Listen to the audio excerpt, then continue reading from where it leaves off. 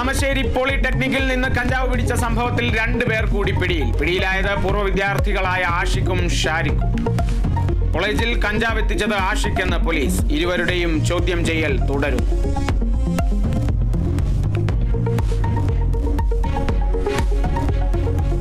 NASA space X crew 10 വിക്ഷേപണം വിജയം. പേടകത്തിൽ 4 ബഹിരാകാശ സഞ്ചാരികൾ. വിക്ഷേപണം ഫ്ലോറിഡ കെന്നഡി സ്പേസ് സെന്ററിൽ നിന്ന്. അന്താരാഷ്ട്ര ബഹിരാകാശ നിലയത്തിൽ കഴിയുന്ന സുനിത വില്യംസിന്റെയും ബുച്ച് വിൽമോറിന്റെയും മടങ്ങിവരവ് ഉടൻ.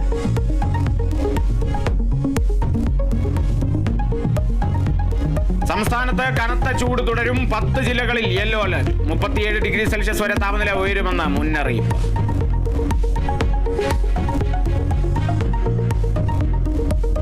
Kerala vision news Streelokam woman leadership conclave and award 2025 ഇന്ന് കൊച്ചിയിൽ. മന്ത്രി പി രാജീവ്, മന്ത്രി ആർ ബിന്ദു, ഹൈബീഡൻ MP അടക്കമുള്ളവർ പങ്കെടുക്കും. സംരംഭകത്വം, രാഷ്ട്രീയം തുടങ്ങി വിവിധ മേഖലകളിലെ സ്ത്രീ മുന്നേറ്റങ്ങളെക്കുറിച്ചുള്ള ചർച്ചകളും നടക്കും.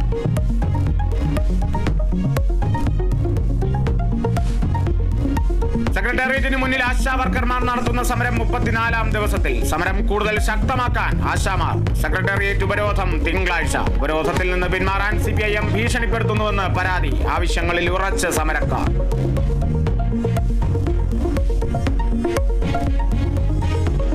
ഇടുക്കി വണ്ടിപ്പെരിയാർ ഗ്രാമ്പിയിൽ ജനവാസ മേഖലയിൽ ഇറങ്ങിയ കടുവയെ പിടികൂടാൻ ശ്രമം. ആരോഗ്യനില മോശമായതിനാൽ മയക്കുവെടി വെക്കാൻ കഴിയില്ലെന്ന് ഡോക്ടർമാർ.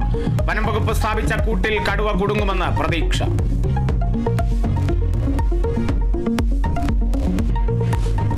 വനിതാ പ്രീമിയർ ലീഗ് ക്രിക്കറ്റിൽ ഇന്ന് കിരീട പോരാട്ടം. ഫൈനലിൽ മുംബൈ ഇന്ത്യൻസ് ഡൽഹി ക്യാപിറ്റൽസിനെ നേരിടും. മത്സരം രാത്രി 8-ന് മുംബൈയിൽ.